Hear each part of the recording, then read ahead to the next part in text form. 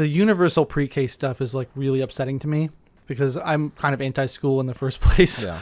And like the idea that you're going to put kids in school is like as soon as they're born, pretty much at this point, you know, they pop out of the womb and you just stick them in a government institution to take care of them until they're 18.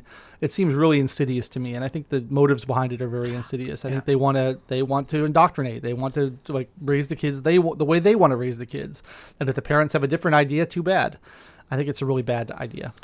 There's certainly a thought that the government knows best, or accredited teachers somehow are more informed than parents of their own children to how they should be raised.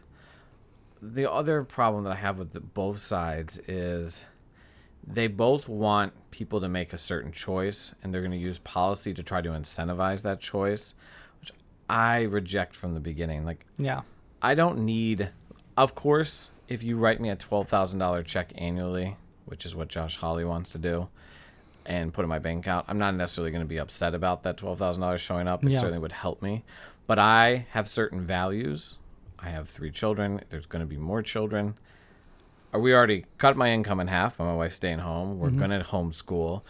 I'm making certain sacrifices where I'm not going to have as many material things in my life. I'm not going to have as many choices. But it's because I have a certain value set. I don't value those material things, where even if you hand a working married couple an extra $12,000 a year, who says the woman's going to be like, I want to stay home? Well, they're trying to buy obedience, and it reminds me of this argument that the left always makes, where they talk about how like, oh, you know, workers have no choice but to work for these jobs because the corporations dangle money out in front of them and they have to do it. And, you know, I'm like, well, they do have a choice. They don't have to do that. And I'm not persuaded by that argument. But you think people who would make that argument would also be persuaded by the argument that, like, government is taking away people's choices by dangling this money out in front of them and saying, oh, well, yeah, you can take this money and then we're going to pull the strings and tell you how to raise your kids and you're going to have to deal with that. And it's a tempting offer to a lot of people.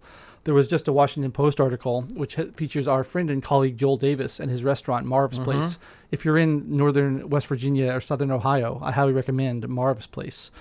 But it's a really snotty article about how all these West Virginia people and Southern Ohio people have taken all the stimulus money, but they're still Trump supporters and they're still against Biden and they're still for small government. And it tries to paint them all as hypocrites and it tries to paint them all as like hicks and yokels and stuff.